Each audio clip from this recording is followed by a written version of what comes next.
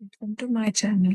So today in this video we will see how to extract zip file of Eclipse IDE, or if you are facing the Eclipse IDE application problem.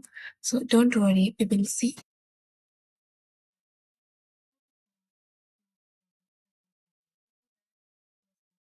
Double click on Eclipse IDE zip file which you have downloaded in your Chrome browser or Microsoft browser. After double clicking on that, click on dot file. After that, extract to, select location, wait for all the files to download. After that, finish. Then after that, inside that, if you are using Windows operating system, you can see eclipse.exe. Click on that, then download all the files. After that, your Eclipse IDE ready.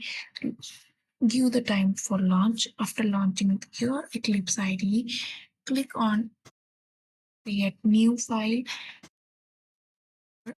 Java project, and you have successfully created your first Java project in Eclipse IDE. So hope you guys find this video helpful. Do subscribe to my channel. Thanks for watching the video.